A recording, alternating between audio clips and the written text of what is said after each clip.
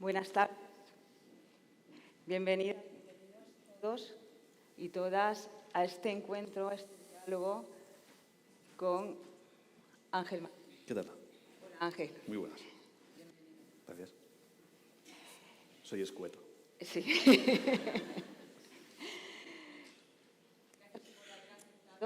Nuestra invitación. Gracias por habernos tarde. ¿Hay algún problema de sonido, no?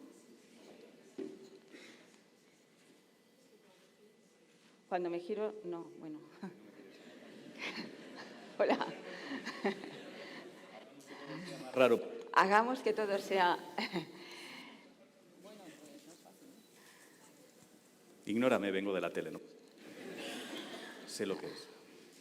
Bueno, Ángel, yo quería darte las gracias yo y en mi nombre, en el nombre de muchas personas con las que he tenido oportunidad de conversar en relación con tu libro. Te conocía poco antes del libro, tengo que decirlo sinceramente. Este libro ha sido algo que me ha impactado muy gratamente, sobre todo en lo que supone de esperanza, de recuperación y lo que supone de valentía en compartir una experiencia tan especial, vamos a decirlo así, como es una psicosis. Haber sufrido un periodo de brote psicótico. Entonces, realmente quiero darte las gracias. Porque, como ha dicho compañero y el vicerrector, Javier Lozano, este libro ha supuesto un cambio cuantitativo y cualitativo en la consideración y la presencia de los problemas de salud mental a nivel de la sociedad general. Nosotros vamos a entablar un diálogo, pero el diálogo ya está abierto. La conversación ya está abierta, ya forma parte de muchos ámbitos en los que esto no había calado o no había tenido todavía una acogida suficiente. De ahí el agradecimiento, de ahí nuestro interés en que nos visitaras y poder dar repercusión a esta visita y a este trabajo que has hecho, porque tiene mucha más importancia de lo que en principio, ¿no? Supongo, tú podías esperar cuando lo escribiste. Sí, yo lo dejaría aquí, me voy con el ego por las nubes y ya está, todos contentos. Sí, solo hay una cosa que yo creo que es importante por no confundir, porque creo que muchas veces se usa el término valiente o valentía, y yo en mi caso eso no existe. Es súper importante para mí dejar eso claro. O sea, no creo que haya sido un acto de valentía porque yo no era consciente de que hubiera tal tabú alrededor de esto. Entonces, al no ser consciente de eso, no es ningún acto de valentía. Tú estás escribiendo tu historia por si a alguien le sirve de algo y ya está. Es a raíz de la publicación cuando me doy cuenta realmente de la magnitud del tabú y de lo que a la gente le cuesta hablar de esto. Y obviamente es totalmente inesperada la repercusión y lo que ha sucedido a raíz de la publicación del libro. O sea, que lo agradezco mucho porque es verdad que uno desde dentro no es consciente de la repercusión. O sea, uno sabe, te juro que no la estoy mirando, te lo juro. Te doy mi palabra de que la estoy ignorando todo lo que puedo. O sea, es como cuando estaba en pleno brote hablando solo. O sea, la ignoro. Entonces, agradezco mucho eso porque es cierto que uno escribe con la esperanza de que funcione la historia que está escribiendo y de que a alguien le sirva de algo, pero ni de broma espera una repercusión de este tipo. Entonces, os lo agradezco mucho y hostia, sí que habéis tardado en empezar a hablar normal, ¿no?, de esto. Sí, tienes razón. Hemos tardado mucho, pero bueno, agradecemos mucho este empujón que se produce a partir del libro, pero que realmente ya era un camino que se venía andando, además, por muchas personas, colectivos comprometidos con dar a la salud Yo tampoco lo estoy mirando,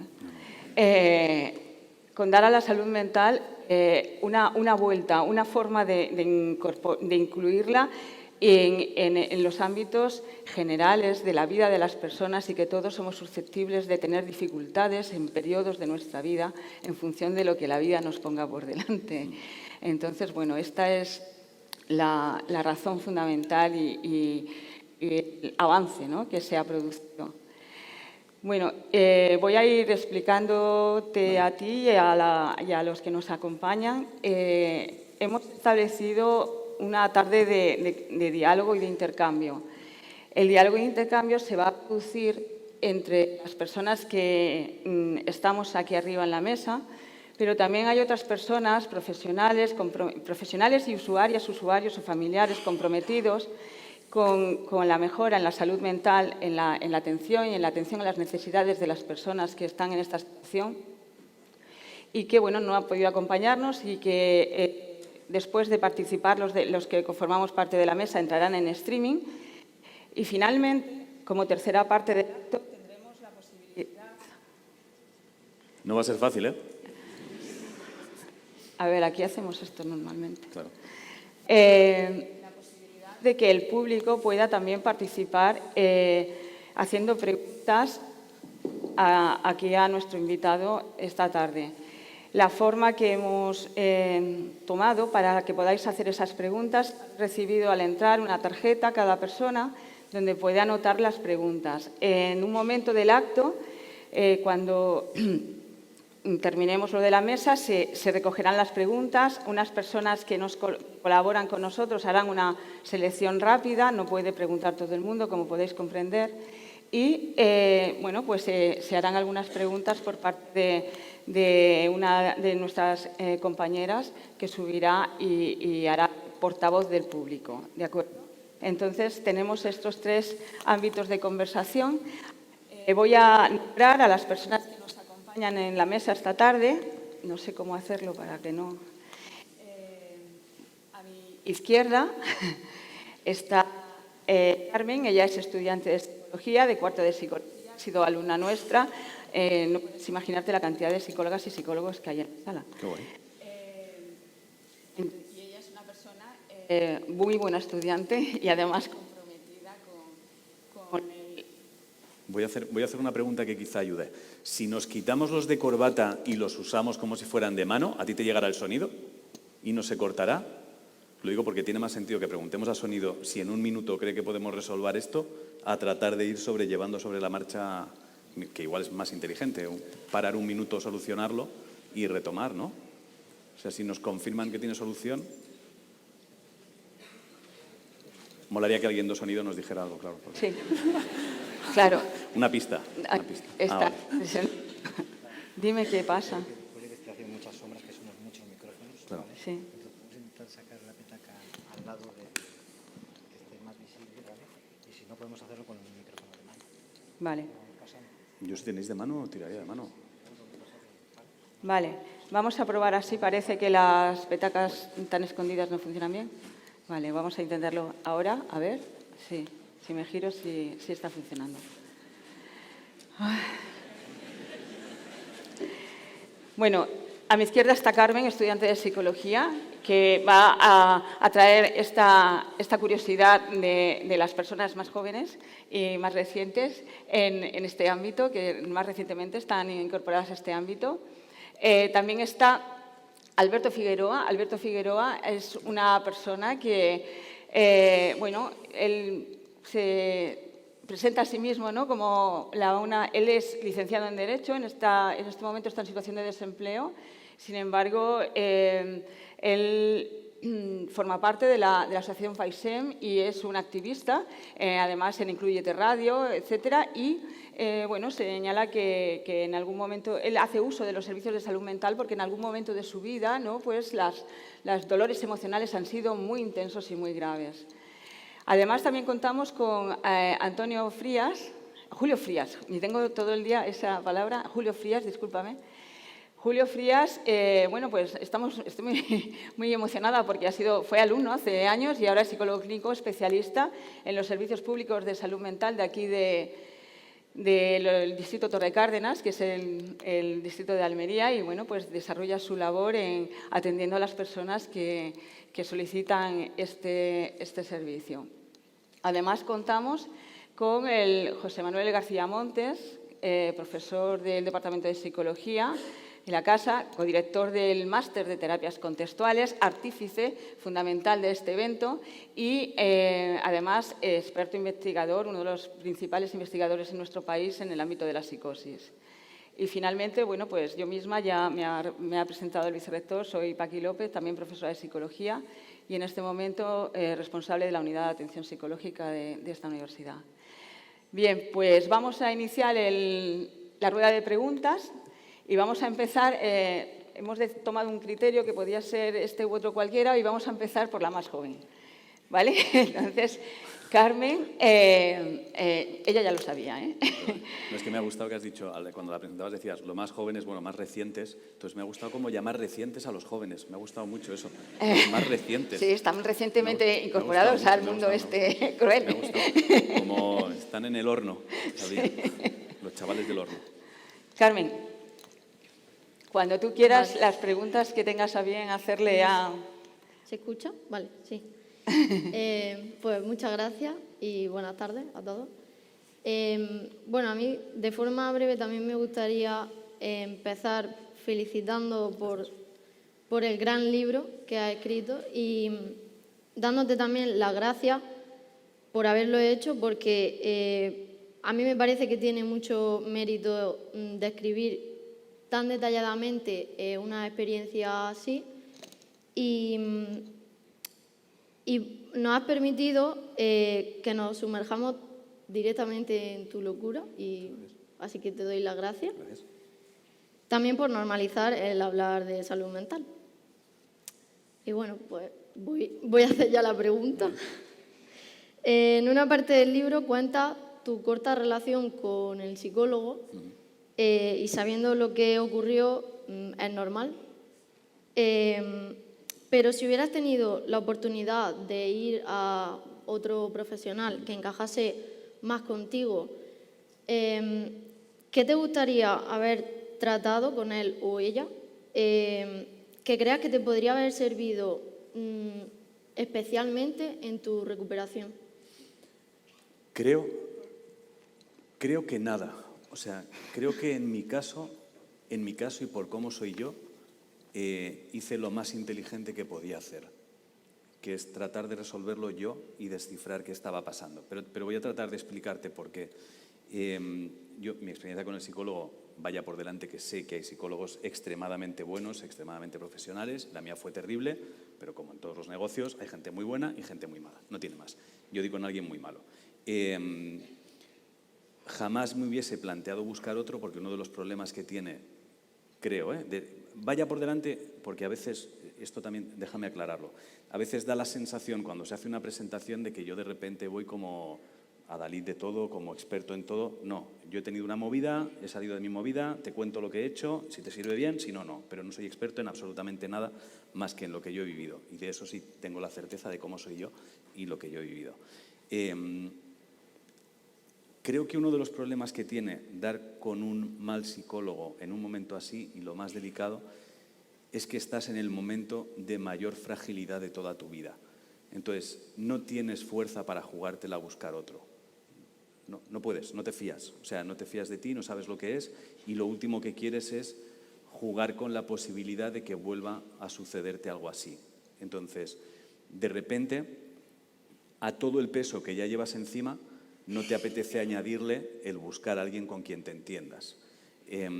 Luego entra una segunda parte de todo esto, que es no solo encontrar a alguien con quien tú te entiendas, sino encontrar a alguien que te entienda a ti y sea capaz de descifrar muchas cosas.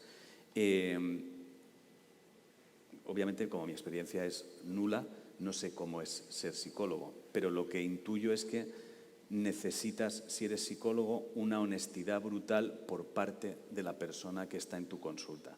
Y cuando digo brutal, es brutal. Si cuando tú le cuentas algo a alguien, no se lo cuentas todo o no sabes lo que estás queriendo contar, no te va a poder ayudar a menos que sea extremadamente bueno y sepa bucear entre las palabras o entre las ideas o entre las reflexiones de lo que cree que tú estás queriendo decir. Y luego entra un factor humano que es tener en cuenta cuáles son sus prejuicios, sus miedos, sus vergüenzas, sus agobios, sus inseguridades, sus bla, bla, bla. Entonces, ¿qué pasa? de repente, desde mi punto de vista, la relación con un psicólogo se convierte en algo extremadamente humano. Y sois dos humanos donde cada uno tiene sus cosas. Entonces, hablaba hace algún tiempo con una amiga dentro del podcast que surgió a raíz del libro, no es publi, es para que nos entendamos, con una chica que se llama Ter, que hablaba de la importancia de localizar a alguien, y ella decía, uno de los problemas que yo tuve en un psicólogo es que me di cuenta que yo lo que le contaba con él no resonaba, porque a él no le parecía que de repente ser joven fuera un problema. A él lo que le parecía era que envejecer era un problema. Entonces, claro, no puedes estar hablando con alguien que tiene sus movidas todavía sin resolver. Entonces, en mi caso y por cómo soy yo, creo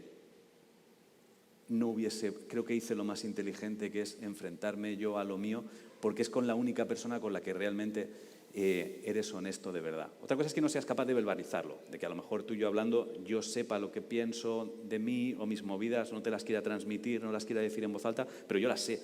Entonces, uno mismo, con la persona que seguro que es honesta al 100%, es con él mismo. Entonces, si eres capaz de enfrentarte a eso y luego tomar las acciones que conlleve cada pieza que vas encontrando del puzzle, creo que es lo más rápido. Entonces, jamás me he planteado que eche de menos en un psicólogo o que no, y he agradecido muchísimo haber podido hacer el ejercicio por mi cuenta. Entonces, no tengo una respuesta a que hubiese echado de menos. Probablemente, si tengo que responder algo, te diría, bueno, creo que para ser psicólogo hace falta estar extremadamente bien tú.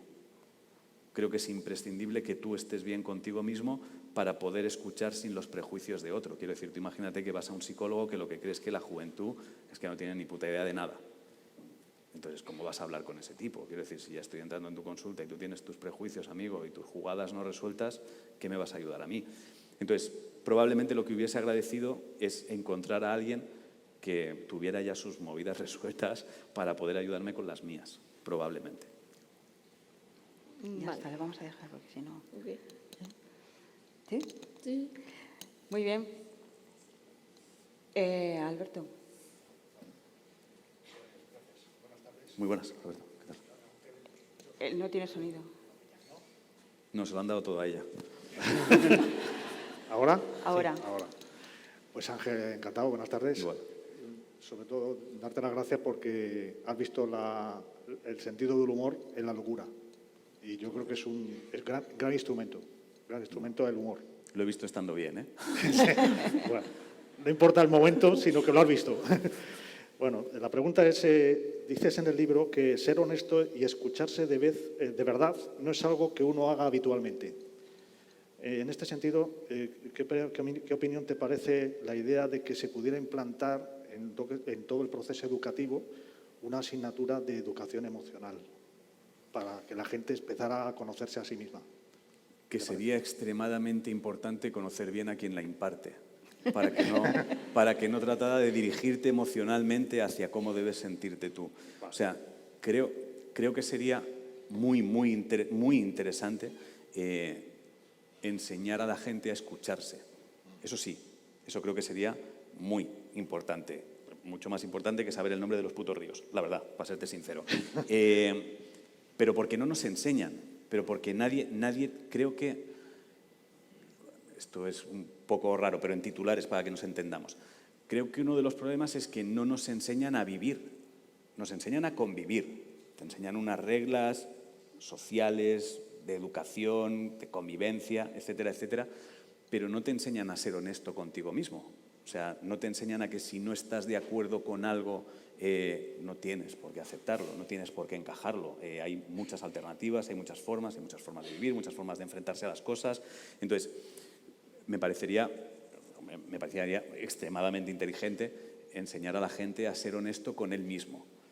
Y siempre y cuando fuera alguien que entendiera que tu honestidad contigo mismo no tiene por qué ser la misma que yo conmigo mismo. Pero me parecería súper potente, claro. O sea, cambiaría varias asignaturas. Yo me apuntaría a la universidad si eso estuviera. Bueno, tenía otra segunda pregunta. Hablas también de la importancia de la relación con uno mismo y con los demás en la locura, ¿no? Entonces, ¿qué te parece el argumento de que se pueda enfocar un poco más la salud mental desde el punto de vista de la autogestión. Yo creo que has hablado un poco de esto de autogestión por encima del, por así decirlo, el enfoque actual, ¿no? Darle más énfasis a la autogestión de la locura, ¿no? No sé si entiendo bien, cuando te refieres al sistema actual, te refieres a ir a un sitio y tómate todo esto y ya se te pasa. Claro, psicología, psiquiatría. Vale.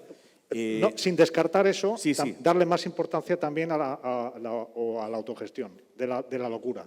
Creo que eso es lo más importante. O sea, creo que tiene que ver con saber quién eres. O sea, creo que es imprescindible. O sea, toda la energía de uno debería estar centrada en descubrir quién carajo eres. Esa debería ser tu prioridad en la vida. Saber quién eres, tu prioridad. Obviamente, si luego tienes la posibilidad de añadir herramientas que te ayuden a encontrar eso, muchísimo mejor. Quiero decir, o sea, si de repente tú tienes a alguien con quien te entiendes muy bien conversando o contándole cosas y que él es capaz de descifrar, deshacer ciertos nudos que a lo mejor tú no eres capaz, de ordenar algunos pensamientos, o sea, no es complicado tener los pensamientos desordenados. Al final estamos también en un momento donde la velocidad de todo es extrema. O sea, nos da la sensación que tenemos que pensar, hacer, actuar, hablar, estar haciendo todo el rato cosas, entonces no estamos en nada. Estamos a mil cosas, pero no estamos en nada. Entonces, tener la posibilidad de recurrir a alguien que de repente te escucha, analiza, piensa, te pregunta, te ayuda a deshacer ciertos nudos que a lo mejor tú no eres capaz de deshacer porque tienes la cabeza en 20 sitios, eso es maravilloso. Pero creo que el punto uno de todo esto sí que debería ser entender que toda tu energía tiene que estar en descifrar quién eres, o sea, entender quién eres, porque es la única forma de saber por qué estás bien y por qué estás mal. No es muy complicado, o sea, hay cosas que se nos van de madre, quiero decir, y hay momentos donde la vida obviamente se te puede partir de la noche a la mañana. Hay eventos muy trágicos que de repente te pueden partir en dos y salir de ahí puede ser oscuridad absoluta. Pero generalmente, creo, la mayoría simplemente son gotas que van llenando un vaso. Ya está, son gotas que van sucediendo, no les damos importancia, no las analizamos. Tú a lo mejor tienes, digo tú, no tú, pero me refiero que la gente igual de repente un día tiene 4 discusiones, 3 mal rollos, 2 momentos incómodos, 3 cosas que no han salido como esperaba y vuelve a casa con, ha sido un día de mierda. Y espero, ¿por qué? No sé, todo era una mierda. No, tienes que sentarte y ver qué es lo que ha sido para estudiar de ahí, ver qué puedes arreglar, que no vuelva a suceder, aprendes la lección y punto. Pero no estamos acostumbrados a hacer eso. O sea, no estamos acostumbrados a tratar de conocernos a nosotros mismos. Entonces, creo que, estoy muy a favor de las 2 ideas que proponen. Yo de ti montaba una universidad mañana con esas 2 ideas y yo me apuntaba, pero muy a favor. Muy bien, nada más. Gracias. Muchas Gracias. Muy bien. Julio. ¿Qué tal? ¿Se escucha? No, al principio nunca. Ahora sí. La primera es de broma. En la línea de mis compañeros, felicidades por el libro y gracias por estar aquí hoy. Decía Paqui al principio el mensaje tan potente que ha sido tu libro en contra del autoestigma, que es el rechazo, la vergüenza y el miedo a hablar de experiencias tan personales como esta. Y dices que ha sido algo imprevisto, que no tenías la intención de hacerlo, que tu intención era que ayudase a alguien en algún momento tu libro.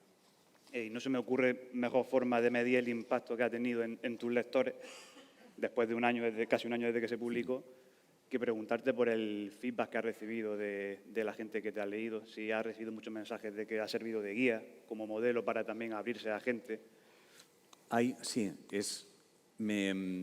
me apura un poco a veces responder a esa pregunta porque parece siempre como promo del libro, entonces es como uno siente cierto apuro, pero es cierto que aunque tú lo escribes, sí que ha pasado la sensación de que a gente le ha ayudado en lugares que tú no imaginabas que eso podía ayudar. Es decir, cuando yo lo escribo pensando sobre todo en alguien que pueda estar en el momento en el que yo estuve.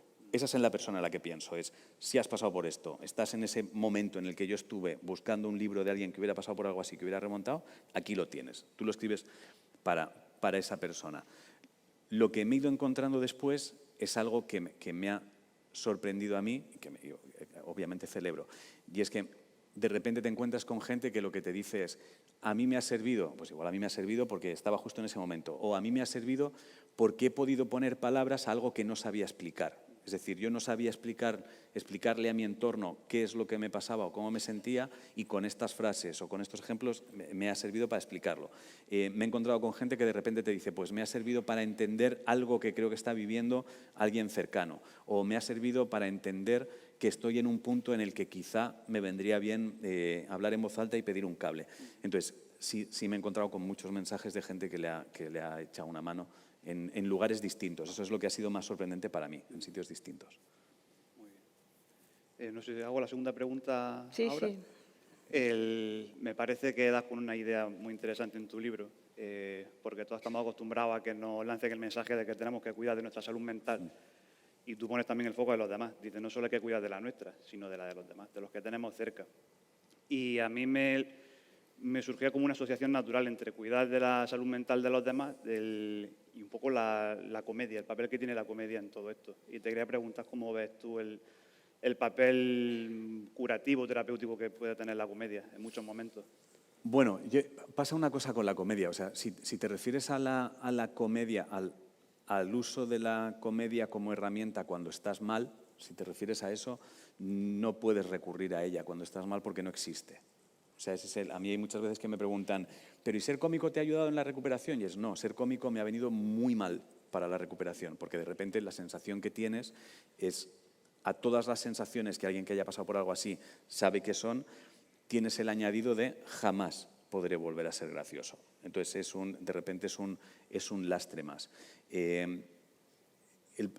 Yo no soy de los cómicos que pueda decir que la comedia a mí me ha salvado la vida porque no estaba en el catálogo de emociones. Es decir, cuando tú sales del hospital con la sensación de que el mundo está roto y de que se acabó todo, es el fin, en el abanico de emociones, en el catálogo, no hay ninguna positiva ni ninguna que te genere ninguna esperanza.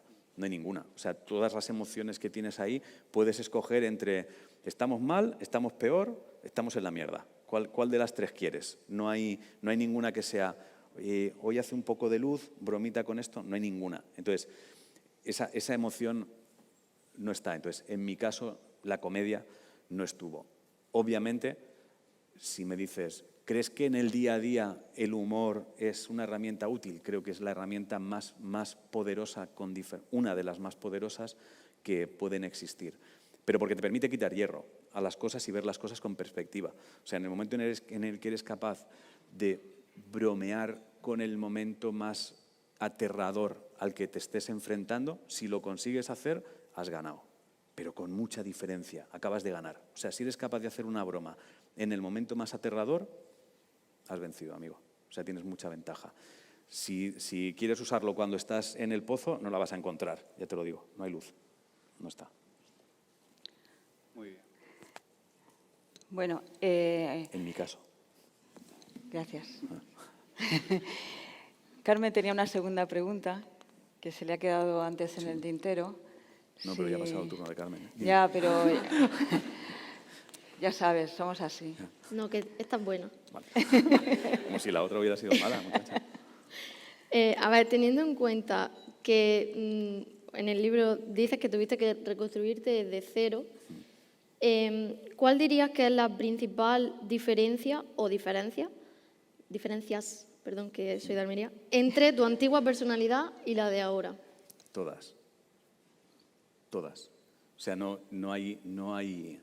Bueno, imagino que la esencia queda, o sea, una esencia quedará, pero la forma de vivir es tan extremadamente distinta que no tiene nada que ver. O sea, empiezas a construir otra cosa. O sea, no sé cómo explicarlo de manera sencilla. O sea, no soy un tío que de repente salga a la calle en plan, o sea, no estoy hablando de repente la vida es, me voy a tirar en paracaídas. No me voy a tirar en paracaídas, tronco, no estoy en esa onda.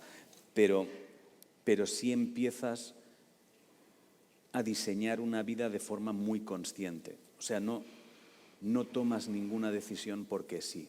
Me explico.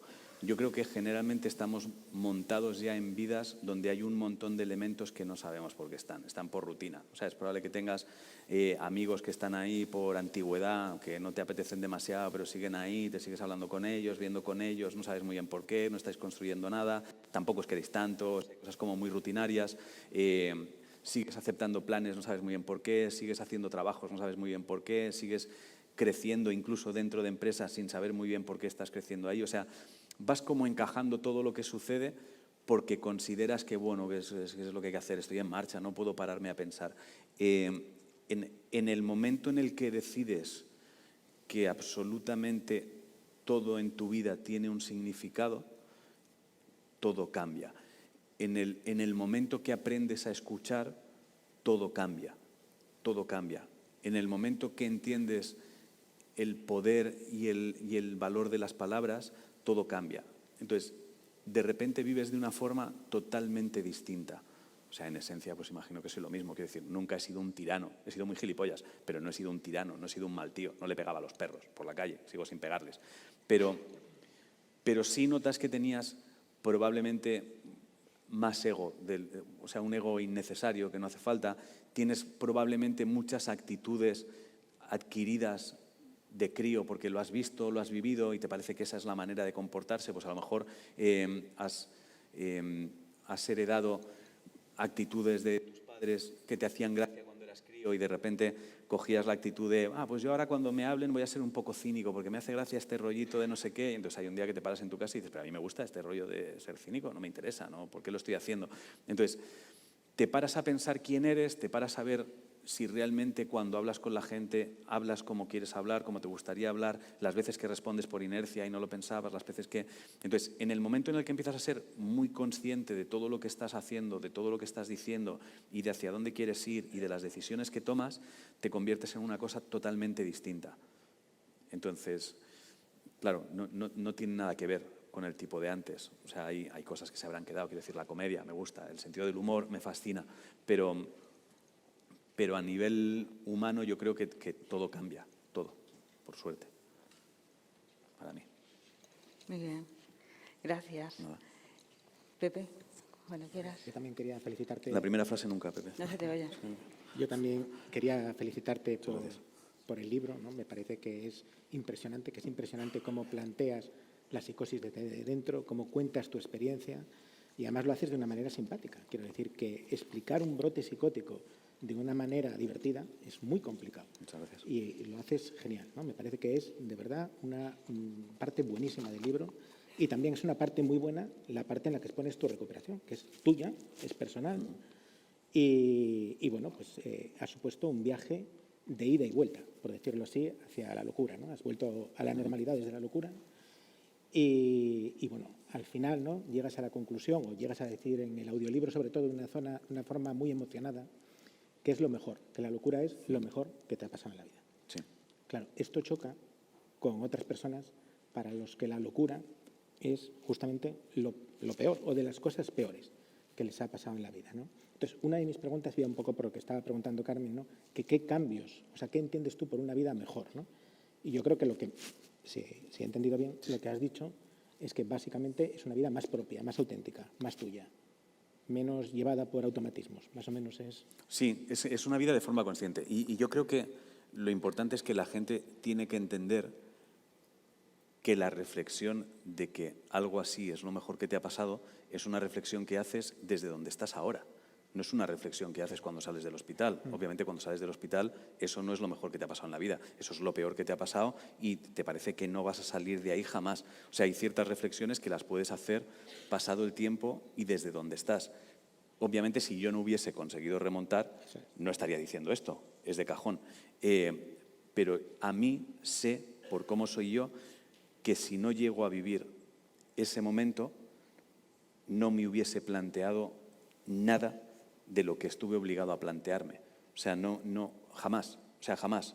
Hubiese seguido viviendo en la misma inercia en la que estaba viviendo, sin importarme absolutamente nada, sin prestar atención a absolutamente nada, sin saber ni escuchar. O sea, entonces, el hecho de pasar por algo así es el que me ha permitido, es el que me ha obligado a ponerme delante de un espejo y decir, ¿pero quién eres? O sea, ¿quién eres y quién quieres ser, sobre todo? Pero hay otras personas, ¿no?, que en ese momento de crisis, que a lo mejor podrían haber salido de una manera pues reconstruida, ¿no?, como has salido tú, se han estancado, ¿no? Y me gustaría preguntarte si tú crees que de alguna manera han influido dos variables que yo he querido ver, ¿no?, dos variables tuyas que son personales tuyas. Una es la compasión. Yo he visto en el libro, ¿no?, compasión, que tu yo del futuro hable con tu yo del pasado, que tu yo del pasado se dirija a otro yo del pasado, más pasado. Yo he visto una compasión hacia ti mismo y también hacia los demás. Pues que cuando hayas tenido el brote psicótico, luego hayas vuelto al mismo hospital psiquiátrico para ver si todo iba bien, para ver si armaste alguna allí o tal, ¿no? Yo he querido ver la compasión como una variable que, bueno, que es de personalidad tuya y que yo creo que de alguna manera te ha acompañado, ¿no? Y también he querido ver, a lo largo del libro, la irreverencia. La irreverencia, porque te dan una etiqueta, que es la etiqueta de locura, y tú dices, una mierda, de aquí me voy a coger esto, esto y esto otro que me ha servido y voy a dejar esto que no me ha servido. Y yo la etiqueta no me la creo, voy a tomar lo que me conviene de ella y a utilizarla. Y eso requiere un cierto grado de irreverencia, no sé, de distancia, no sé cómo lo quieres llamar, ¿no? Pero de alguna manera de esto. Querría saber si estas variables tuyas de personalidad, por decirlo así, ¿tú crees que te han podido ayudar o cifras en otras las que te han podido ayudar? La irreverencia es muy posible.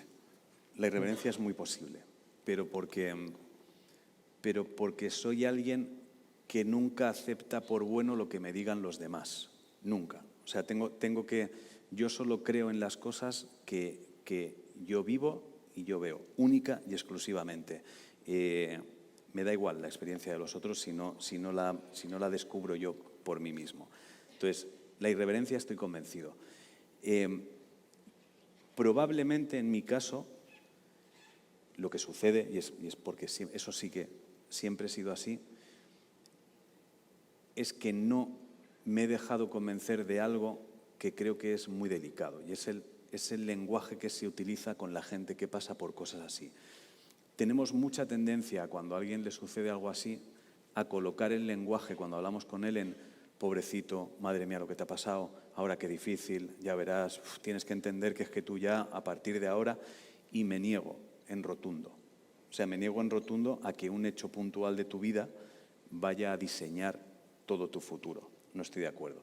Y me niego en rotundo a aceptar que todas las cosas que sucedieron eran malas, porque no es verdad. O sea, no es verdad. Y esto, además, estoy tranquilo porque mucha gente me ha escrito después diciendo, hostia, menos mal, a mí también me parece que es lo mejor que me ha pasado nunca. Entonces, hay gente que de repente, creo que tiene que ver con ese cambio, con si eres capaz de hacer ese cambio y obligarte. Hay cosas que son innegablemente mejores dentro de un brote psicótico. Es decir, el disfrute de la música es innegablemente mejor. El disfrute de la naturaleza es innegablemente mejor. Las cosas las vives con una intensidad terrible cuando se va de madre, pero tan intensa que hay un momento en el que tú dices, cuando tú estás mal, dices, hostia, pues me gustaría ser capaz de escuchar la música como la escuchaba cuando estaba allí. Y entonces te obligas a escuchar la música como cuando estabas allí. En el momento en el que te das cuenta de que obligándote a esas cosas que eran positivas, tú vuelves a sentirte emocionalmente vivo, hay un momento en que tu cerebro dice, ¿y esto se podrá hacer con las demás? O sea, ¿podremos forzar las emociones positivas tratando de eliminar las negativas? Y entonces te instalas en eso, te instalas en, me da igual lo que me digan, yo voy a vivir intensamente esto porque esto me permite no caerme. Entonces es como estar escalando por un lugar un poco abstracto. Entonces, la irreverencia estoy seguro. La compasión, no sé si es compasión o si es ha pasado, fin, ya está. O sea, no es tratar, o sea, el ir al hospital yo creo que tiene más que ver con pedir disculpas si me he pasado, porque tú no sabes, o sea, para ti es lo más raro del mundo, pero cuando vas al hospital a pedir disculpas y te das cuenta de que allí lo que te ha pasado a ti le pasa cada día a 100 personas, de repente también te alivia, porque la sensación que tienes es de, pero esto es súper habitual, vale, espérate, que si es súper habitual, pues seguro que hay una solución. Pero has tenido un trato amable contigo mismo, ¿no? Que quiero decir que otra persona que tiene un brote psicótico... No, al principio ni de broma. No, tú te destrozas. No, tú te destrozas. O sea, tú eres tu peor enemigo cuando sales de ahí. No, eres tu peor enemigo. ¿Te culpabilizabas? Sí, todo, claro. No, hombre, se ha roto la vida. O sea, no solo te culpabilizas de lo que ha sucedido, sino que te culpabilizas del futuro que tú intuyes que viene. que es, pues ya está, ahora ya no puedo trabajar, si estás con alguien es, pues yo ya no puedo echar una mano en esto, ahora voy a ser, te culpabilizas del pasado, del cómo estás ahora y del futuro que crees que va a venir. Entonces, claro, eso es agotador, claro. Entonces, a mí lo que me sucedió es que me puse a buscar en Internet desesperadamente casos de gente que hubiera pasado por algo así. Y entonces, todos tenían en común el punto de que usando la misma estrategia a los 6 meses recaían. Y era lo que yo estaba haciendo. O sea, yo estaba haciendo eso mismo, que era como, bueno, pues me esfuerzo y no sé qué, y pensé, no voy a usar la misma estrategia porque a los 6 meses es que me voy a caer. Entonces, vamos a buscar algo totalmente distinto. ¿Cuál es la opción? Has muerto, amigo. Empieza de cero. Entonces, eso fue, pero fue yo creo que en mi caso fue la desesperación y que soy muy cabezón. Entonces, lo que pasa que es agotador. O sea, contado ahora es, bueno, sí, ser cabezón es guay. Sí, bueno, ser cabezón. Te caes 20 millones de veces durante el proceso. Claro, y retomas y sigues. Sí, claro, no te queda otra. Es que no hay plan B.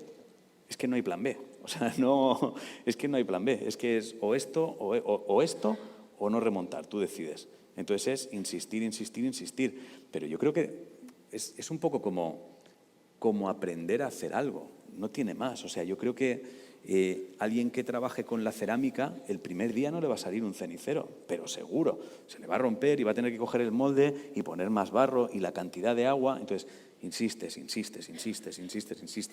entonces, hay un día, poco a poco, van pasando cosas, y entonces esas las celebras como si no hubiera un mañana. Pero es insistencia y cabezonería, no hay otra, no hay plan B. Bueno, pues voy a hacerte yo una pregunta. ¿Vale? Antes de pasar a la siguiente fase, porque la verdad es que está siendo una conversación, un diálogo muy, muy interesante. Tanto las preguntas, pero creo que las respuestas son mucho más ricas de lo que podíamos Me las voy inventando sobre imaginar. la marcha, o sea que guay. No, lo sé. Bueno, hay un momento en el libro cuando empieza a desatarse todo, cuando dices que el baúl vuelca, ¿no?, y las voces se desbordan, no las has podido organizar, pues que dices que no sabes lo que pasó, a qué atribuir, ¿no? Esto tiene un poco en relación con ver de dónde vienen estas dificultades, ¿no?, cómo se forjan. Hablas de no sabes si son los genes, no se sabe si son que el cerebro hizo crack, no sabes si son, bueno, pues porros o... pero dices, una depresión que tenías larvada por algunas cosas que no habías comunicado.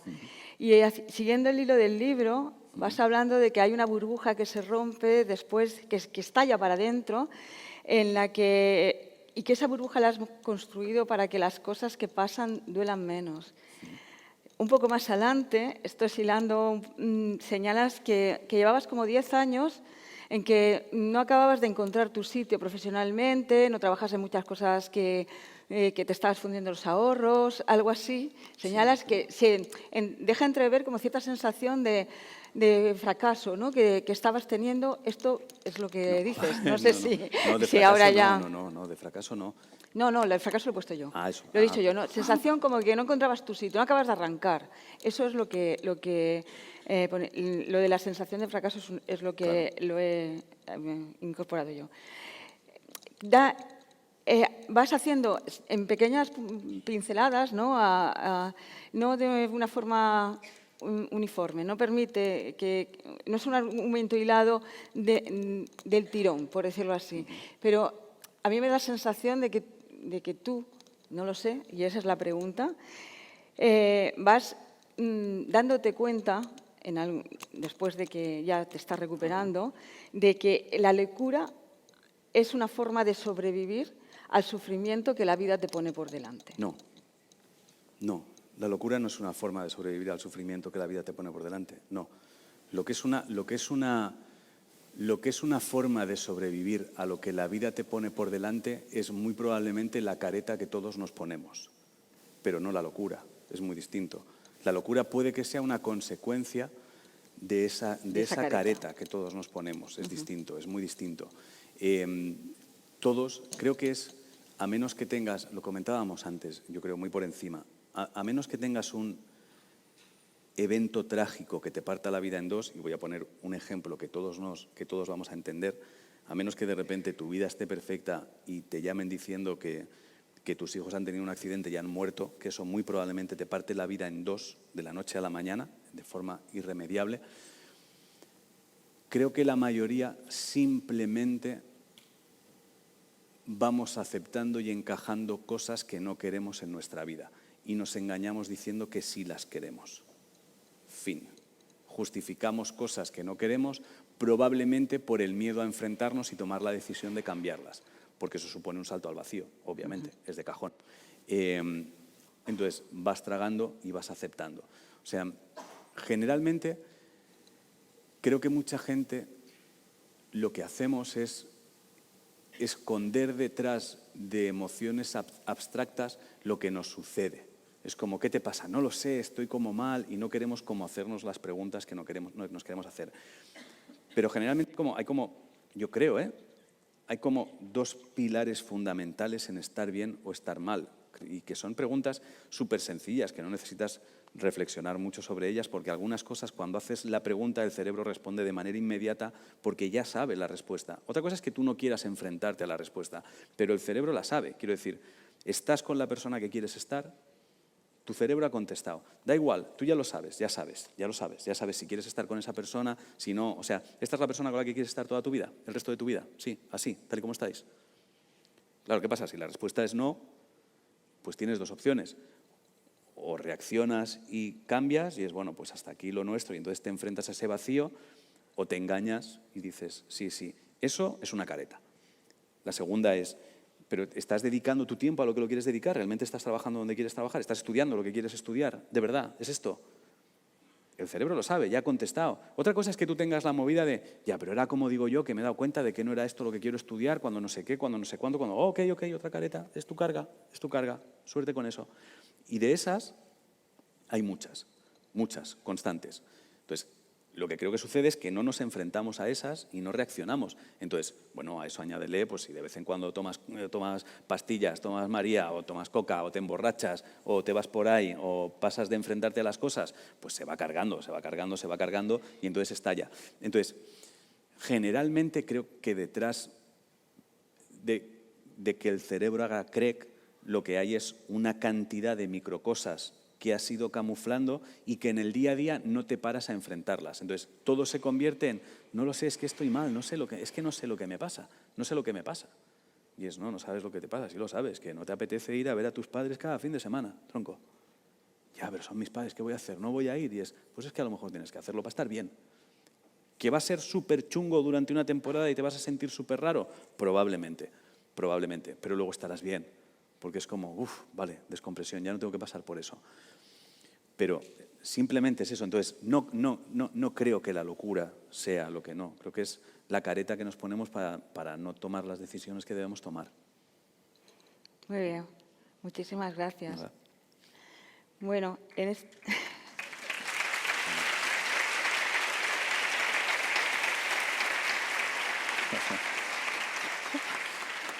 Ha empezado a aplaudir el que se ha dado cuenta de que está estudiando lo que no quiere. Gracias, tío. Vaya repaso nos Gracias. estás dando. Joder. Bueno, Yo ahora tampoco vamos quiero a ver a mis pasar padres. a la segunda parte del acto. Vamos a conectar en streaming con las personas que nos acompañan, pero nos acompañan desde fuera de esta sala y que van a participar también haciendo preguntas. También es el momento en que se van a recoger las tarjetas donde hayáis escrito las preguntas, aquellas personas que queráis participar de esta manera.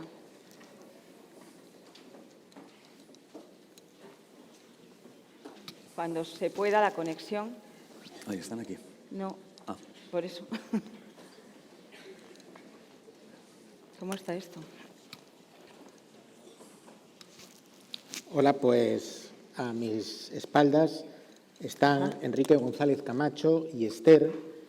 Ellos son pues, las dos personas que iniciaron un proyecto absolutamente rompedor y revolucionario a principios de la década pasada, que era un blog que se llamaba Saltando Muros. Era un blog para luchar contra el estigma, ¿no? Y los voy a presentar un poco por separado. Enrique González Camacho cuenta que tras 3 brotes psicóticos y un diagnóstico de esquizofrenia paranoide, entró en un grupo de empoderamiento de la Asociación ACES Salud Mental de Tenerife.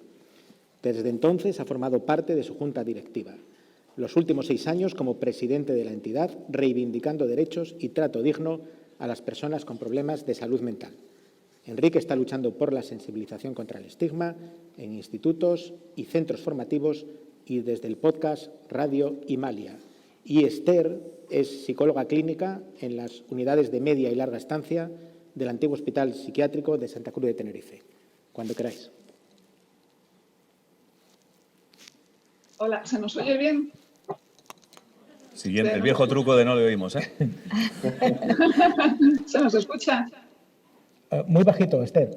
Ya, es que hemos tenido problemas con la tablet. A ver, espérate. Ahora se escucha un poco mejor, yo creo. ¿Se escucha? Vale. Bueno, voy a hablar alto y despacito y voy a ser escueta. Hola Ángel, encantada de hablar contigo. Te sigo en tu podcast, tus entrevistas, tu libro y la verdad es que me parece increíble cómo has desentrañado ahí todas las tramas, ¿no? de la locura, cómo has conseguido transmitirlo, comprender e incluso construir, ¿no? Todas esas tramas tan interesantes y tan complejas. Y lo que te quería preguntar es que nos hablaras un poquito, te quería preguntar sobre el tema de la medicación, si crees que la medicación de alguna forma podría llegar a ser un obstáculo para la recuperación. Y en tu caso, pues cómo fue tu relación con la medicación y qué opinas de que hoy en día la mayor parte de la inversión, más allá de los discursos, ¿no? Que son muy bonitos, y de las investigaciones que demuestran otras cosas, pues realmente nos estamos gastando el dinero bastante en antipsicóticos, en fármacos, en hospitalizaciones. Y bueno, ¿qué opinas también de la situación actual de la psiquiatría en nuestro país? Vale, creo que te he oído.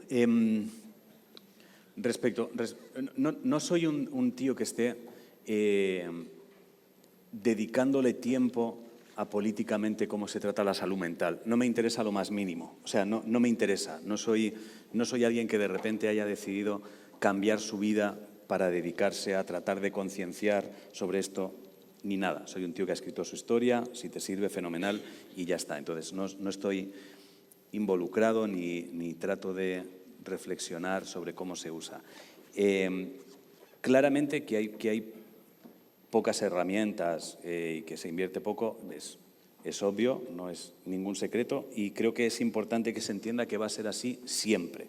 O sea, no va a cambiar, quiero decir, no de repente tratar de gastar energía intentando que los políticos te hagan caso, personalmente me parece una pérdida de tiempo enorme, porque no van a escuchar, pero quiero decir, es sentido común. Se lleva diciendo esto durante años, nadie reacciona, pues nadie va a reaccionar. Entonces, si las cosas se quieren cambiar de la noche a la mañana, de un tiempo a esta parte, yo ya sé que si se quisiera hacer, se haría, porque hemos vivido un momento donde de la noche a la mañana te han dicho, te quedas en tu puta casa y se han hecho las inversiones que ha habido que hacer. Entonces, cuando algo se quiere hacer de la noche a la mañana, se hace y punto. Entonces, no va a haber herramientas. Me he perdido un poco en la primera parte de la pregunta sobre qué opino de la rehabilitación. Medicación. No, bueno, la pregunta realmente es si tú crees que tú de haber seguido medicado, pues te hubieras recuperado como te has recuperado, para ser más o sea, claro. Si hubiera sido medicado, pero yo estuve medicado. Si hubieras continuado tomando la medicación, porque yo entiendo que tú te sales del circuito, dejas de tomar medicación, dejas de recibir todo tipo de tratamientos. Sí. Si tú hubieras seguido en ese circuito y hubieras seguido tomando psicofármacos, si crees que estarías aquí hablando con nosotros ahora mismo. Vale, es contraproducente decir esto, pero yo creo que no, rotundamente no. ¿Vale? Pero tengo que ser muy honesto, quiero decir, soy honesto con todas las cosas, es decir, no tiene más. Yo hay un momento donde lo que noto es que el simple hecho de pensar en la medicación me pone peor que sin ella. Entonces, yo trato de escuchar a mi cuerpo. Entonces, hay un momento donde yo noto que la medicación me calma durante un tiempo, pues no sé, 2, 3 horas, 4, pero hay un momento donde noto que estando bien se acerca la hora de tomar la medicación y entonces me empiezo a poner muy nervioso y ese proceso empieza a acelerarse incluso ya cuando pienso en tomar la medicación. Entonces, creo, insisto, yo no soy experto en nada, en absolutamente nada, y cada caso es un mundo y cada persona necesitará unas cosas distintas. Yo lo que creo es que hay una tendencia muy habitual a lo que te pasa es esto, tómate esto, fin de la historia. sin investigar absolutamente nada más. Entonces, creo que es la salida fácil o sea, los recursos de sanidad pública, pues es lo fácil. Es, bueno, te pasa esto, pues tómate esto y ya se te pasará. Es como, no va así. Entonces, yo creo que si me hubiese seguido medicando, no, se hubiese retrasado mucho más en el tiempo, muchísimo más, mucho. En mi caso, estoy convencido. Entonces, yo tomé la decisión de no lo dejé de la noche a la mañana. Alguna vez me han preguntado, si lo dejaste de la noche a la mañana, dilo de verdad. Y es como, no, si lo hubiera dejado de la noche a la mañana, diría, sí, yo dejé la medicación de la noche a la mañana, toma por culo. No tengo ningún apuro con eso. Pero sí tenía miedo de dejar la medicación, porque el mensaje siempre es, dejar la medicación te va a producir un efecto rebote y va a ser la mierda. Entonces, yo le tenía miedo a dejarla de golpe. Pero también tenía la sensación de que seguir estirando eso en el tiempo era terrible, y también tenía la sensación de que las citas con la psiquiatra, que eran una cada tantos meses, mi único pánico era que me enviaran más medicación. Entonces, todos mis agobios estaban relacionados con la medicación. Se acerca el momento de tomar la medicación, me pongo enfermo, tengo miedo de que me suba la medicación, entonces yo decidí ir rebajando la dosis que tomaba, y lo mencioné a la psiquiatra, que decir, no fue ningún secreto. Y entonces la psiquiatra dijo una frase que yo me tomé como un vacío legal. Le dije, he bajado la medicación, y me dijo, hombre, yo no te puedo obligar a tomarla. Y dije, pues eso es que puedo. Yo soy muy así. A mí con las palabras, cuidado. Entonces, no creo que mi recuperación hubiese sido así medicado, pero porque creo que tampoco nos enseñan a usar la medicación. Es decir, creo que nos dicen, tómate esto y así se te pasa, pero creo que lo que no te explican es que deberías usar el momento en el que estás bien para tratar de descifrar qué es lo que pasa. Entonces, tomamos la medicación para estar bien, disfrutamos de ese estar bien hasta tomar la siguiente dosis de medicación porque nos empezamos a encontrar mal. Y la medicación debería ser, en los momentos que consigas de lucidez gracias a la medicación, trata de descubrir qué carajo está pasando para resolverlo. Pero claro, para eso te tienen que enseñar a trabajar, y son reflexiones que puedes hacer cuando estás bien. Cuando estás en la mierda no vas a hacer ninguna reflexión de, pues ahora que estoy bien voy a tratar de descifrar qué es lo que me pasa. Entonces, creo que no nos enseñan a estar medicados. Esta es una reflexión que hago ahora mismo en el vacío. Es una frase que se me ha ocurrido.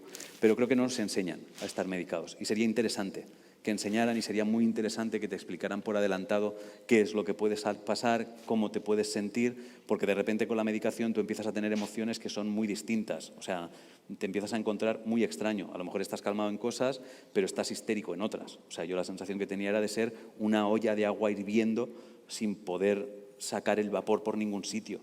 Y era demoledor. Entonces, no creo que hubiese sido igual, ni de broma.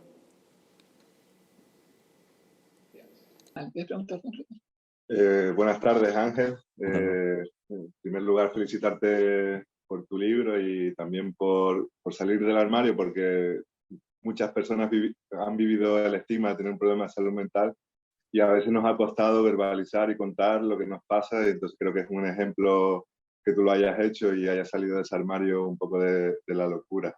También agradecerle a la organización por invitarme, y mi pregunta está relacionada con las contenciones mecánicas que sufriste cuando te ataron a la cama en urgencia. Preguntarte si crees que hubiera habido otra alternativa a atarte a la cama, tomando en cuenta que la Organización Mundial de la Salud pues, considera la contención mecánica como un trato inhumano, degradante, incluso lo califica de tortura. Pues si tú crees que en tu caso hubiera sido posible una alternativa a la contención. Vale, creo que la pregunta, no te he oído exactamente, pero creo que estás preguntando por cuando ataron a la cama, ¿no? Si me parecía bien, mal, así muy a grandes rasgos. Vale, sé que hay un gran debate alrededor de eso, y mucha gente me ha escrito, y obviamente con lo que no estoy para nada de acuerdo, y me parece una barbaridad y una atrocidad, es atar a la cama simplemente porque es más sencillo despreocuparte del paciente y a tomar por el culo. Obviamente, eso me parece una atrocidad y una barbaridad, ¿vale? Y es un momento muy caótico cuando eso sucede para el paciente, porque no entiendes nada de lo que está sucediendo y es caótico. Y yo cuando pienso en aquel momento lo recuerdo como uno de los momentos más aterradores y caóticos de mi vida, ¿vale? Eso vaya por delante. Analizando desde donde estoy ahora, no tenían otra puta opción para conseguir sedarme. Era inviable. Yo soy un tío que Mido muy poco, 1,72 m, y peso no llega a los 67, 68 kilos en mis mejores momentos. Entre enfermeros que uno de sus brazos era como yo, no conseguían inmovilizarme. Eran varios, ¿eh? No lo conseguían. O sea, lo intentaron, ¿eh? No podían conmigo, entre 5 tíos. O sea, no había otra opción para sedarme a mí que atarme a esa cama. Que luego a lo mejor me podías haber desatado cuando estoy dormido. Hostia, pues igual sí, no te voy a engañar.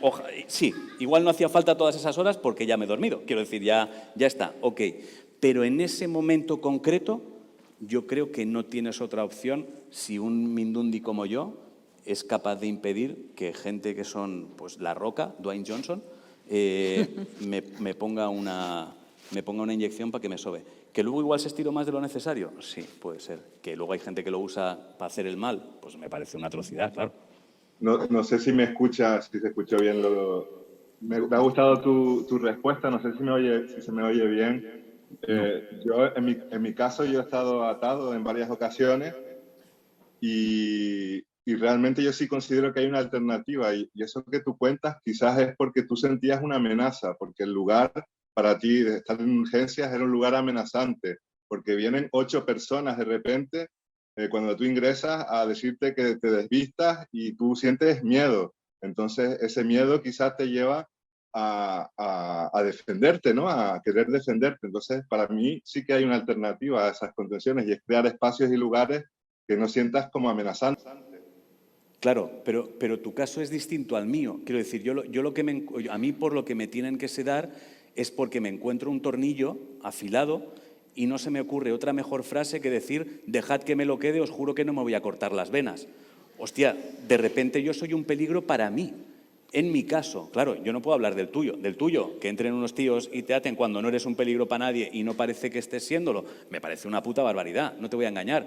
Pero si yo me pongo en el lugar de un enfermero que lo que tiene es un tío que no sabe dónde carajo está y está con un tornillo afilado diciéndote: tranqui, que yo no me corto las venas, ni te preocupes, y cuando te pido el tornillo no me lo das, y cuando trato de quitártelo veo que cierras más el puño porque te lo quieres quedar, pues es que me pongo en esa otra cabeza y de repente el peligro soy yo para mí, probablemente. Yo estoy convencido de que yo no me hubiera hecho nada, pero claro, yo estoy convencido de que yo no me hubiera hecho nada, ok, sí, yo.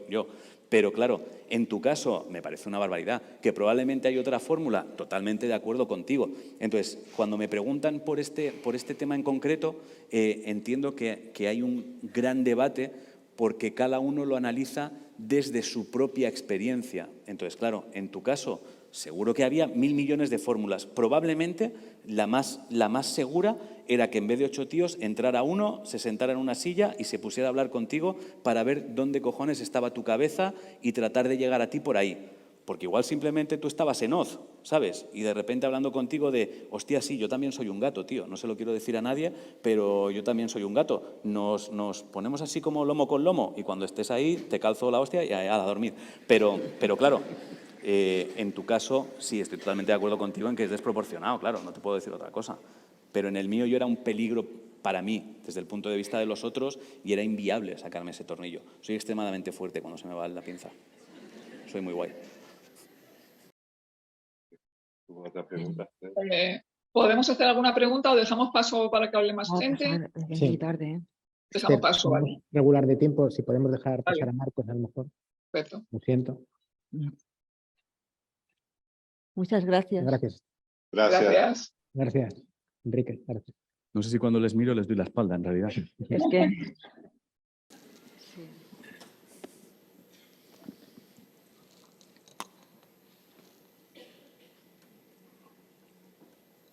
No sé si hay conexión. Ahí está.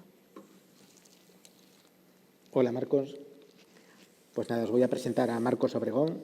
Marcos nació en 1973 en Barcelona, es licenciado en Filología Hispánica y durante años conjugó su pasión por la interpretación dramática con el trabajo editorial. En 2005 sufrió un brote psicótico muy grave que le supuso múltiples ingresos e incontrolables noches en urgencias.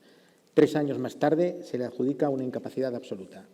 Desde entonces se dedica a la lucha por la dignidad de las personas con sufrimiento psíquico, siendo presidente de la Asociación Radio Nicosia. Su deseo es continuar trabajando por mejorar las condiciones y los derechos de las personas señaladas con un diagnóstico psiquiátrico. Acaba de publicar el libro Contra el diagnóstico. Cuando quieras. Hola, buenas, ¿qué tal? Bueno, en primer lugar, muchísimas gracias por invitarme a la universidad, al máster, y gracias por darme la posibilidad de estar en esta mesa, que estoy disfrutando mucho y que estoy realmente interesado. No sé si al final me saldrá una pregunta, porque estaba reflexionando sobre qué estoy yo percibiendo o de qué se está hablando, ¿no? Y resaltaba algunas palabras, sobre todo me venía la idea de inercia, vidas vacías, el sentir que no tenemos vidas plenas o que seguimos, no paramos, digamos, no nos paramos. Me ha gustado, lo uniría a eso, por qué tenemos que estudiar los ríos, ¿no? Y no hablar de cómo estamos, qué vida queremos tener, una vida pues de satisfacciones, de placer, ¿no? Creo que lo he sentido como una de las claves. También sentía, por otro lado, la idea de disidencia, la locura como disidencia, como forma de parar, ¿no? De decir, no, yo esta vida no la quiero, voy aquí. Y también estaba escuchando, percibía como la necesidad de rebelión, esa disidencia, pero también con el psicólogo. No, esto no me está ayudando, ¿no? De poder ser uno. Y también la dificultad a veces que tenemos en el momento. Yo creo que, Ángel, tú no has llegado a entrar en lo que es el circuito médico. Probablemente viste que eso podía ser un peligro. No lo sé.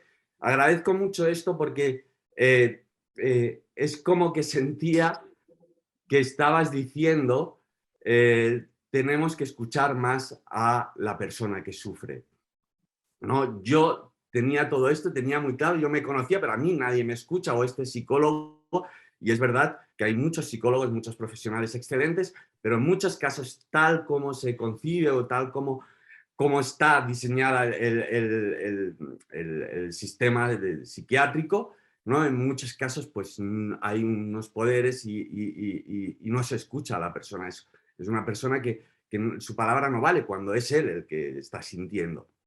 Y eso crea mucha desconfianza, ¿no? Pero me quedaba también, al principio has dicho, yo no sabía que había un tabú, y yo al leer el libro sentí esa ingenuidad, ¿no? Pues quizá porque yo sí que tuve que cambiar mi vida, me dieron una pensión, quería tener una vida pues con dinero, y eso no sucedió así, se quebró, y también me tuve que reconstruir y sentía muy identificado ahora en ese sentido de parar, de decir qué vida quiero llevar. Pero sí que al leer, bueno, veía que había cierta ingenuidad y pensaba en esto. Después de escribir el libro, supongo que has recibido muchas respuestas, muchos inputs, mucha gente hablando. Ahora mismo se ha hablado de las contenciones mecánicas. Hay mucha controversia en el tema de la psiquiatría, de cómo se ha llevado hasta ahora, ¿no? de las violencias que se sufren en muchos casos. Del humor, ¿no? Pensaba, a mí me gustó y creo que tiene que haber gozo y se expresa muy bien en el libro ese gozo, ¿no? Pero también pensaba, ¿dónde está la línea que puede, donde se puede pasar, ¿no? Y pasar a ser frívolo, ¿no? Teniendo en cuenta tanto sufrimiento que hay ahí. Mi pregunta sería, ¿qué ha cambiado también? ¿Qué has aprendido sobre, ahora acabas de decir que políticamente no te interesa esta tipo y me gusta eso, ¿no? De no intentar hacer bandera, pero ¿has dejado de ser ingenuo? O sea, ¿qué has aprendido? ¿Qué ha pasado? Todo aquello que decías, hostia, yo no sabía ni tan siquiera que era un tabú, y de repente seguro que has recibido, no lo sé, pero me imagino muchísimos mensajes pues diciendo, oye, pues esto no es así, o sí, o tal, o Dios, En un año, ¿qué ha pasado en tu vida? Me gustaría saber qué has aprendido o qué ha cambiado, más allá del cambio que explicabas, que yo creo que es además necesario para recuperarte, poder parar y decir, quiero ser otra persona, porque normalmente viene de ahí la cosa podríamos repetir y repetir y volver a caer, tú muy bien lo has dicho, ¿no? Si no, uno no dice, quiero tener otra vida. Creo que lo más útil, podríamos estar mucho tiempo hablando, tú y yo, tengo la sensación además. Creo que lo más útil que he aprendido, y que es algo que casi tengo la certeza, es que la gente cuando pasa por algo así, o sea, siempre se habla de que la gente tiene apuro o vergüenza a hablar de lo que le ha pasado, etcétera, etcétera, etcétera. Creo que algo que he aprendido es que la gente, si sospecha o sabe que tiene enfrente a alguien que ha pasado por algo similar a lo suyo, no tiene ningún tipo de apuro en hablar abiertamente. Y es extremadamente sanador.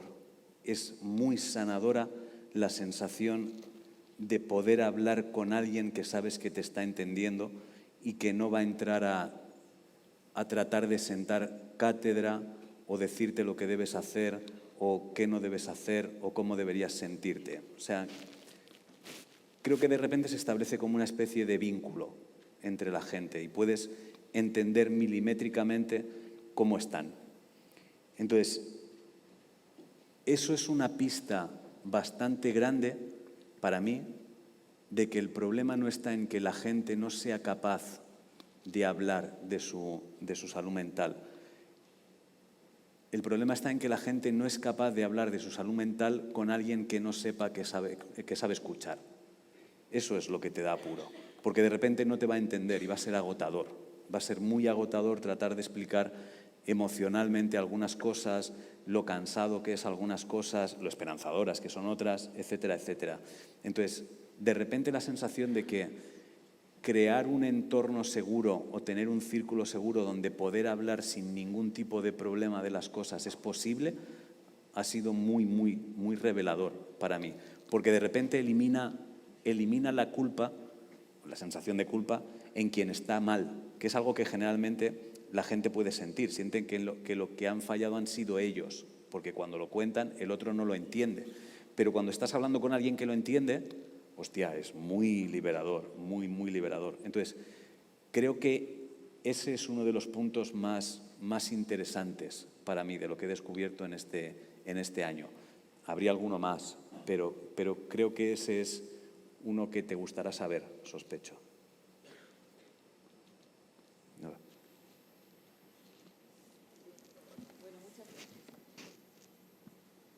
Muchas gracias. Muchas gracias a los compañeros que nos han acompañado desde fuera de la sala en otras partes del país. Y bueno, vamos a iniciar ya la tercera parte de este acto con las preguntas del público que han tenido a bien a seleccionar a algunos de los colaboradores y colaboradoras que nos están ayudando. Sandra García, creo que estás por aquí. Si puedes subir al atril y hacer de portavoz de las personas que quieren compartir el diálogo directamente, bueno, directamente a través de ti. ¿Puedo Ahora. girarme? Ahora. Ya. Vale. Vaya responsabilidad, Paqui, la de ser la portavoz del público. Os quería agradecer la cantidad de preguntas que habéis hecho y gracias a mis compañeras también que me han ayudado a seleccionarlas. Así que si alguien ve que su pregunta no está aquí, os pido disculpas, pero es que era muy complicado que estuvieran todas. O sea, ha sido una cantidad muy grande. Así que, Ángel, si te parece bien, empiezo ya con la primera. Sí. Cuando quieras, claro. Vale, la primera dice, Ángel, ¿tienes miedo a volver a tener un brote psicótico de nuevo? No, rotundamente no. Pero tiene una explicación, ¿eh? Quiero decir, de repente he eliminado el gastar energía en tener miedos en mi vida, pero no por nada, sino porque simplemente me he dado cuenta y he comprobado que de todos los miedos con los que yo vivía habitualmente, de toda mi lista de miedos a cosas que pasaran, la que ha pasado no estaba en la lista, que era acabar en un psiquiátrico. Entonces, de repente eso me ha dado una pista de, hostia, he estado gastando una cantidad de energía en tener miedo de cosas que no han pasado. Ya ha pasado la que no estaba prevista, que pasó de tener miedo. Cuando pase algo, si es que además cuando pasa algo no te queda más remedio que enfrentarte a eso. Entonces, más te vale tener toda la energía del mundo para enfrentarte a eso en caso de que pase. Pero malgastar la energía en plan, no, y sí, es como nada. Puedes usar esa misma energía en y si va bien, y si no sé qué, o sea, le puedes dar la vuelta. Entonces, no, pero tiene que ver con eso, con que pasó el que no estaba previsto. Vale, pues la segunda pregunta dice, ¿hasta qué punto piensas que es positivo o negativo tener presente o visitar nuevamente recuerdos y vivencias de lo que experimentaste? Y feliz cumpleaños, Ángel. Muchas gracias.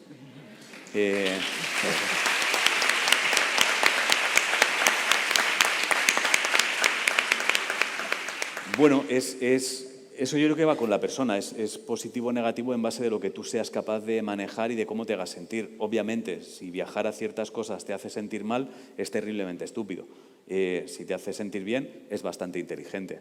Entonces, no soy alguien que viaje para sentir nostalgia triste de las cosas. Entonces, no uso ese viaje para mal. Lo uso casi siempre. Trato de recurrir a los recuerdos cuando necesito viajar al pasado para algo, porque hay una experiencia que me va a servir o algo que ha sucedido que de repente me viene bien, uso el pasado como si fuera una biblioteca. En plan, hostia, ¿no hubo algo parecido hace tiempo? Y entonces voy al pasado y es, sí, pues esto es lo que no hay que hacer. Entonces lo uso más de biblioteca que como local de nostalgia donde fustigarme. Vale. Me gusta que vaya así rápido porque hay mucha. Claro. Vale, la siguiente dice, ¿hay alguna forma de distinguir si te estás volviendo loco de verdad o simplemente estás teniendo pensamientos nuevos abriendo tu mente? Al que ha hecho la pregunta, ve ya, venga. No, al principio, cuando publicamos el libro, yo no lo había pensado nunca, pero hablando con alguien, llegamos a una reflexión que me parece curiosa, por lo menos, para tener ahí. Y creo que es cuando tengas la sensación de moverte entre dos mundos de forma que tú no puedes controlar. Es decir, si de repente tienes la sensación de que llevas mucho rato viviendo en un mundo distinto, donde las cosas están encajadas y no has viajado tú de forma consciente, porque tú de forma consciente puedes jugar a eso. O sea, tú puedes estar aquí y decir, pues voy a jugar a que todo lo rojo significa no sé qué, o a que todo lo no sé qué, tú puedes ir a jugar a eso. Pero si de repente tienes muchas veces la sensación de hostia, ¿dónde estaba, tío? O sea, de repente me he metido en un mundo súper extraño. Ahí no estaría de más que lo menciones en voz alta a alguien con quien tengas buen rollo, sin ningún tipo de apuro de, tío, me está pasando esto, no sé si es normal o no. Entonces, cuando no sepas distinguir cuándo te vas a un mundo y cuándo vuelves a este, es probable que eso sea una pista. Vale. La siguiente dice, ¿qué le diría el ángel de ahora al ángel de antes del brote? Sigue haciendo lo que estás haciendo, tronco. Sigue haciendo lo que estás haciendo, milimétricamente, sin excepción. Sin excepción. Vale, esta es muy interesante. Dice, ¿qué papel crees que ocupan las creencias religiosas en el campo de la locura? Bueno, imagino que influyen. O sea, de todas formas hay lugares comunes en la religión, independientemente de que seas muy religioso o no. O sea, he hablado con gente que me ha contado que compartía historias de las que yo viví. O sea, yo tenía la sensación de que era hijo de unos dioses y podía comunicarme con ellos, etcétera, etcétera, etcétera. Y no soy una persona religiosa. Y he hablado con gente religiosa que comparte eso también. Entonces, bueno, imagino que influirá, a lo mejor te genera nuevas historias o te genera nuevas conexiones, o es probable que aporte un poco más de misticismo al viaje, probablemente. También relaciona con la espiritualidad y todo eso, ¿no? Sí, probablemente te resulta más sencillo. Si no lo eres, ya vas a entrar, pero si además lo eres, es probable que lo hagas abriendo nuevas puertas, sí, que alguien que a lo mejor no sea muy espiritual o muy religioso sea capaz de abrir porque no lo conoce. Entonces, es probable que ayude a jugar en otros mundos. Vale. La siguiente pregunta dice, ¿cómo dirías que gestionas las voces actualmente? ¿Cómo diría que? ¿Cómo dirías que gestionas las voces actualmente? Son mis esclavas. Las uso yo a mi antojo. Cuando necesito que venga el del futuro, le pido que venga para consejo, y cuando necesito el de la biblioteca del pasado, le digo que venga y traiga archivos, que tengo que chequear una cosa. La gestiono yo. Pues muchas gracias, Ángel, por todas las respuestas.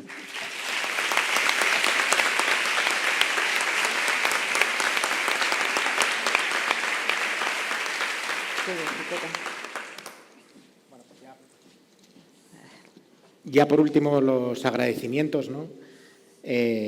Agradecimientos conjuntos de Paqui y míos, ¿no? Y quisiera hacer uno personal, mío antes, ¿no? Yo quiero hacer un agradecimiento personal a Maite Locubiche, que está hoy por aquí, no sé por dónde andará, pero que en un momento en que yo no me encontraba muy animado, Maite me insistió 2 o 3 veces, léete el libro de Ángel Martín, ¿no? Bien, Maite, bien. Y al final, después de mucho, ella es también insistente, pues consiguió que lo leyera, ¿no? Y me parece realmente un libro buenísimo y nada, yo recomendarlo a todo el mundo, ser un poco como Maite, ¿no? Insistir en que se lea este libro, ¿no? Pues nada, los agradecimientos, por supuesto, al profesor Javier Lozano, vicerrector de Deporte, Sostenibilidad y Universidad Saludable, por este y todos los actos que organizamos juntos, en que siempre nos presta absoluta confianza y disponibilidad. Javier, muchas gracias. Muchas gracias también al Vicerrectorado de Comunicación y Extensión Universitaria, María del Mar Ruiz Domínguez, también presente, y especialmente al Secretariado de Gestión y Promoción de la UAL, Elisa Álvarez, y todas las personas que han colaborado con nosotros desde este servicio, desde esta dirección de secretariado: Jesús Chaparro, Patricia Miralles, Carlos Duarte, Aránzazu Tapia. Gracias también al Centro de Formación Continua, a los participantes de la mesa, Mari Carmen, Julio, Alberto, Enrique, Esther y Marcos, y a la gente que ha colaborado por parte de la Unidad de Atención Psicológica, pues Sandra García, que nos ha leído las preguntas, Yolanda Fletcher, Alejandro Morato, Andrea López Martínez, a los servicios de audiovisuales, al equipo de seguridad, que ha colaborado también, a la comunidad universitaria, que ha acogido este acto con gran entusiasmo, igual que toda la sociedad almeriense, que nos preguntaban al final si quedaba alguna entrada libre para poder entrar, etcétera, etcétera. Y al Grupo Planeta, y especialmente a Laura Verdura, que ha tenido un trato exquisito con nosotros en todo momento y que ha sido realmente fácil la comunicación y enriquecedora. Y, por supuesto, a Ángel Martín, que ha escrito un libro que yo creo que va a hacer un antes y un después en la historia de la psicología española y de la psiquiatría, sin él quererlo.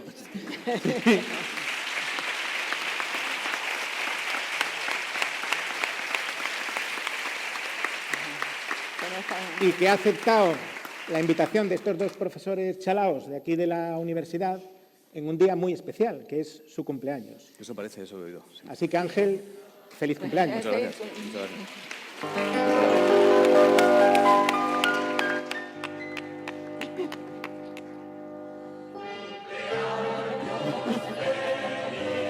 Se te puede levantar.